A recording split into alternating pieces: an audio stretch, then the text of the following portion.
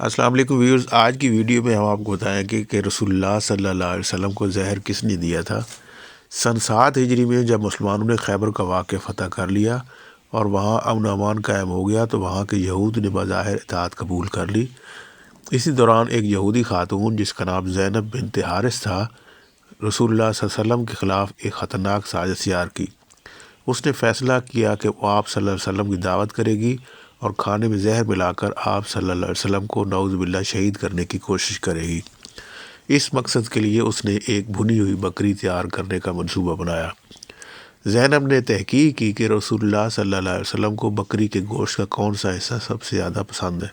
اسے معلوم ہوا کہ آپ کو دستی یعنی کندھے کا گوشت مرغوب ہے، چنانچہ اس نے بکری کو بھونا اور خاص طور پر دستی کے حصے میں بہت زیادہ اور مہلک زہر بھر دیا، جبکہ باقی پوری بکری کو بھی زہر آلود کر دیا۔ یہ زہر انتہائی تیز اثر تھا جسے اس وقت کے ماہرین زہر سے حاصل کیا گیا تھا۔ جب کھانا تیار ہو گیا تو وہ عورت اسے لے کر بارگاہ رسالت میں حاضر ہوئی اور اسے بطور تحفہ پیش کیا۔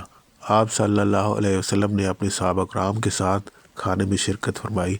جیسے ہی آپ نے دستی کا ایک نوالا منہ میں ڈالا، اللہ تعالیٰ کے حکم سے اسی وقت گوشت کے ٹکڑے نے آپ صلی اللہ علیہ وسلم کو خبردار کر دیا، یا آپ کو ذائقے سے ہی احساس ہو گیا کہ اس میں زہر ہے۔ آپ صلی اللہ علیہ وسلم نے فوراً وہ نوالا اگل دیا اور اسے نگلا نہیں۔ آپ صلی اللہ علیہ وسلم نے فوراً صحابہ کرام کو حکم دیا کہ اپنے ہاتھ روک لو، یہ گوشت مجھے بتا رہا ہے کہ اس میں زہر ملایا گیا ہے۔ لیکن آپ کے منع کرنے سے پہلے ہی ایک جلیل القدر صحابی حضرت بشر بن برا گوشت کا کچھ حصہ کھا چکے تھے۔ وہ زہر اتنا شدید تھا کہ اس کے اثر سے حضرت بشر کی حالت بگڑ گئی اور کچھ روایات کے مطابق وہ وہیں پر شہید ہو گئے، یا کچھ عرصہ علیل رہنے کے بعد ان کی وفات ہوئی۔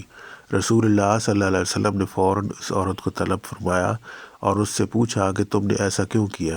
اس پر زینب بنت حارث نے اعتراف جرم کرتے ہوئے کہا کہ میں نے سوچا کہ اگر آپ واقعی اللہ کے رسول ہیں تو یہ زہر آپ کو نقصان نہیں پہنچائے گا اور اللہ تعالیٰ آپ کو خبر دے دے گا، اور اگر آپ صرف ایک بادشاہ ہیں تو ہمیں آپ سے نجات مل جائے گی۔ یہ جواب سن کر صحابہ کرام میں شدید غم و غصہ پھیل گیا۔